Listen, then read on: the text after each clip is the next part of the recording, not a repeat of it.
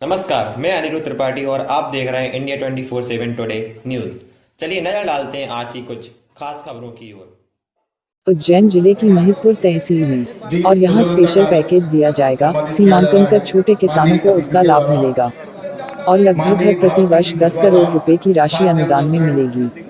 महिदपुर को आदर्श मॉडल विकासखंड बनाने की बात कही, किसानों की आय दोगुनी होगी। शनिवार को महिदपुर के गांव कड़ाई में जिला स्तरीय कृषक प्रशिक्षण का आयोजन किया गया। ये कार्यक्रम उद्यानिकी एवं खाद्य प्रसंस्करण विभाग द्वारा आयोजित किया गया। समारोह में भारत सिंह कुशवाहा कृषि एवं उद्यानिकी मंत्री ने कहा कि मध्य प्रदेश में पहली बार कच्चे उत्पादन की प्रोसेसिंग होने जा रही है।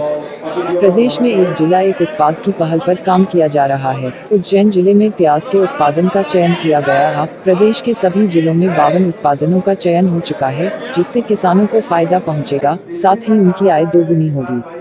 मालवा परंपरा से हुआ स्वागत। शनिवार को विधायक बहादुर सिंह चौहान ने मालवा की परंपरा के मुताबिक भारत सिंह कुशवाहा कृषि एवं उद्यानिकी मंत्री का सम्मान किया।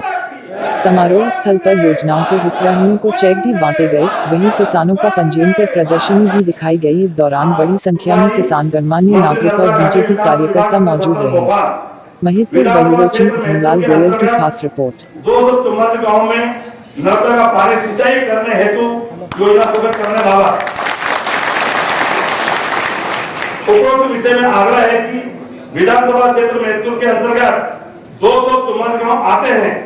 पानी का जल स्तर 400 से 500 फीट घेरा जा चुका है। इस कारण किसानों का सिंचाई का रकबा धीरे धीरे कम होता जा रहा है। उज्जैन जिले के अंतर्गत नाका तहसील एवं घटिया तहसील के गांव को नर्मदा घाटी विकास के अंतर्गत स्वीकृत योजना से सिंचाई का पानी कृषकों को खेतों में दिया जा सकता है। ये योजना आपकी इस जिले में आ चुकी है। कहीं भी पाइप से हमारे लाइन जोड़कर दोस्तों पाइप जोड़ देना। विधानसभा क्षेत्र महिदपुर के 254 गांव इन दोनों तहसीलों से लगे हुए हैं। जनहित में, कृषक हित में नर्मदा का पानी सिंचाई के लिए योजना बनाकर देना आवश्यक है। अतः विधानसभा क्षेत्र महिदपुर के 254 गांव के नर्मदा का पानी सिंचाई करने हेतु योजना स्वीकृत करने की कृपा करें। बहुत बहुत धन्यवाद। आप सबके ओर से ये खड़ा हो जाए और मेरी मां को विधान देना। बोल भारत माता की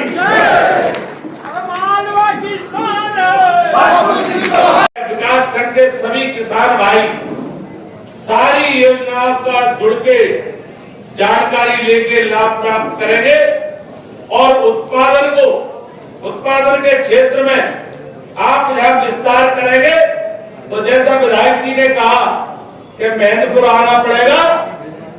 आप हमारी दोनों की इच्छा के भावना के अनुसार और मुख्यमंत्री जी की भावना के अनुसार इन विकास खंडों का चयन हुआ है।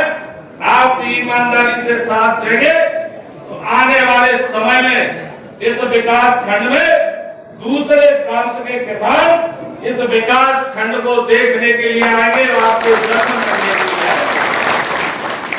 इसलिए आप सब किसान भाइयों को मेरी ओर से बहुत बहुत शुभकामनाएं। आप काफी समय से बैठे हुए हैं और जिस तरह से विधायक जी ने आपके खेतों को पानी देने के लिए जो पत्र लिखा है, जैसा मैंने कहा विधायक जी सांसद जी दोनों ही रह सकती है। विधायक जी तो जैसे मैंने कहा कि हाथ पकड़ के जब मॉडल विकास खंड करा लिया तो पानी कोई बड़ी बात नहीं है, पानी में होगा। मैं आप सबकी बात को, भावना को मुख्यमंत्री जी तक पहुंचाना, उनसे भी आग्रह करूंगा कि बहुत आवश्यकता है और निश्चित रूप से हमें इस काम में सफलता मिलेगी। आप सबको बहुत बहुत धन्यवाद। प्रणाम, नमस्कार। द्वारा महिदपुर विकास खंड का चयन मॉडल विकास खंड के रूप में किया गया है और आने वाले समय में जितनी भी पुरानी योजना है उनका लाभ तो यहाँ के किसानों को मिलेगा ही, नए नवाचारों का भी लाभ महिदपुर के किसानों को मिलेगा। और मैं ये कह सकता हूँ कि जिस तरह से उद्यानिकी के क्षेत्र में हमें काम करने की आवश्यकता है, बगैर उद्यानिकी के फसलों के उत्पादन के बगैर किसान की आय दुगनी नहीं हो सकती। मुख्य रूप से जो प्रशिक्षण रखा गया था किसानों का और मैं इस अवसर पर इस क्षेत्र के किसान भाइयों को बधाई देना चाहूँगा कि आपको एक प्रतिनिधि सजग यहाँ के विधायक भाई बहादुर सिंह चौहान जी की वजह से और सांसद जी की वजह से इस तरह का कार्यक्रम का जो अवसर प्रदान हुआ है इस विकास खंड के लिए। आने वाले समय में किसान जब उद्यानिकी की सारी योजनाओं का लाभ लेंगे तो मैं विश्वासपूर्वक ये कह सकता हूँ कि आने वाला समय इस क्षेत्र के किसानों की प्रगति और तरक्की का होगा। किसान आत्मनिर्भर बनेगा, हमारा मध्य प्रदेश भी आत्मनिर्भर बनेगा।